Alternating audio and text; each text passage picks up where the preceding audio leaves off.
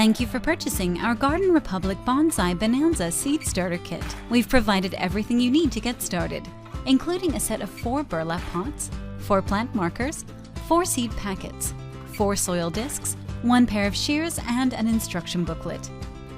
Before planting, soak 10 of each variety of seeds in hot water for 16 to 24 hours.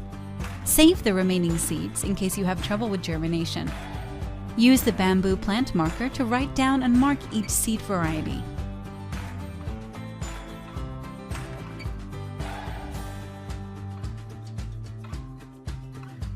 Next, place the soil discs in a large bowl.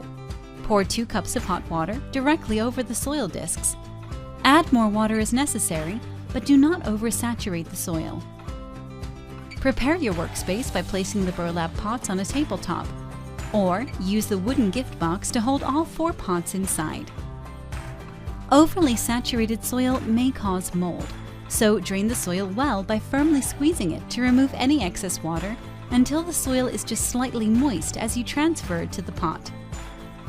Next, gently place the soil inside each pot until it is almost full. Put aside a small amount of soil for covering the seeds. Sprinkle 10 seeds per pot, leaving room around each seed.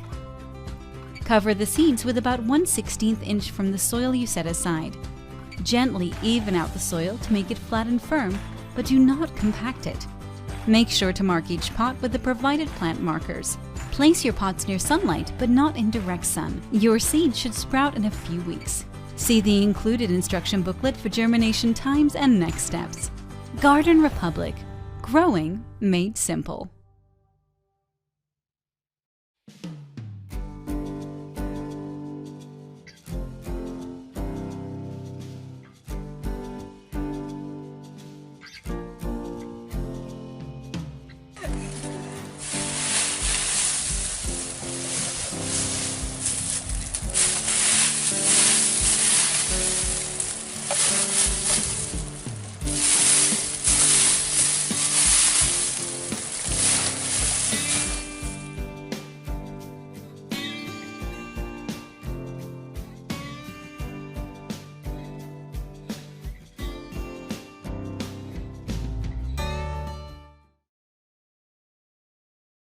Sharpening a lawnmower blade. A Dremel rotary tool can keep your lawnmower blade sharp and your grass looking great. To demonstrate this, we'll be using the Dremel 10.8 volt lithium-ion tool, the lawnmower and garden tool sharpener, and a number 932 sharpening stone. For this project, you can also use any Dremel rotary tool that works with all attachments.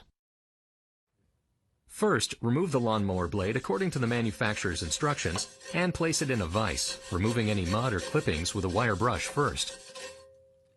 When your sharpening stone and attachment are in place, make sure your stone is set as far as possible into the tool. Then make smooth passes over the entire cutting area. Keep note of how many passes you make, as you need to repeat the same on the opposite side. The attachment will keep you at a consistent angle of 30 degrees. When finished, it's important to balance the blade. This can be done by placing it on an exposed nail.